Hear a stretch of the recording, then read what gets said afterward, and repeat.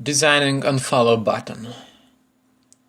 So in this lesson we are going to group our layers and make it cleaner, and we are going to create a unfollow button. So as I said, the first thing that we need to do is to clean up a little bit our layers panel so it's going to be a cleaner one. So this one is alright. Rename it to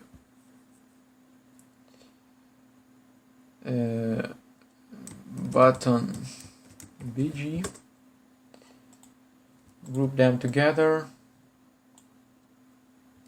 Excuse me, Ctrl+G. Make it follow button. This one is just a divider. This one is title. This one is actual image, and this one. We could name this place image here. We could actually group them all together. Ctrl+G. And technology. We could add this here, like this one.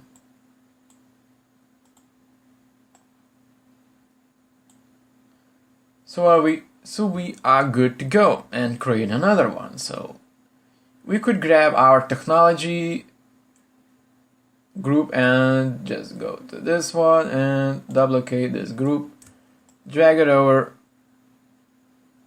around this size. I think it's going to be good. Alright, and we could rename this to science. So we're just creating a bunch of topics from out of my mind, so just my creativity. So what we need to change here is the image. So delete this image, and I have the science image from the internet.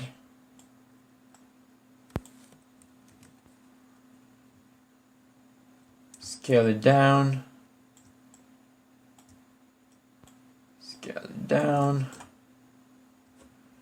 Now we can press Alt on your keyboard and just right click on your key with your mouse click, and we clipped our mask.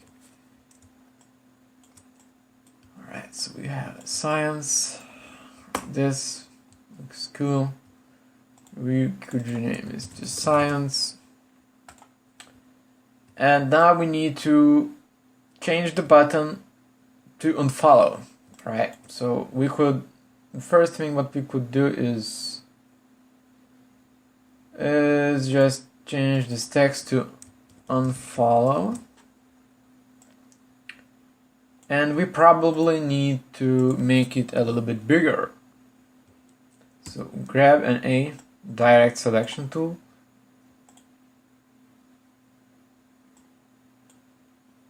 Or now just grab your button BG, Ctrl+T, make it a little bit bigger. You can see that we cannot make it much bigger, so we lost pixels. For some reason I can't grab it. Selection tool, don't know why. Alright, so unfollow. We got unfollow. Drag it over, and we probably want to change the background color of this.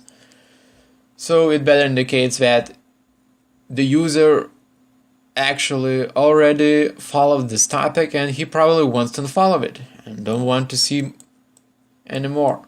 So we could make it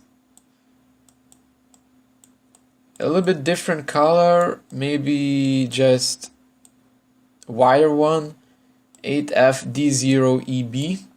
Press OK. And we got our unfollow button. So the next thing what we could, of course, unfollow button. Next thing what we could do, and it's going to be the last thing in this section, is to duplicate these ones and to fill the space. So I'm going to just duplicate the science and technology topics. So if you want to create different topics, you are free to do this, but for time's sake I'm going just to duplicate these ones right here. So I duplicate it, and another one,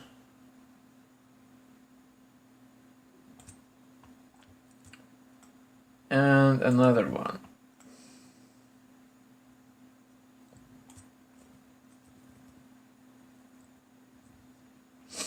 As you can see, it looks really great.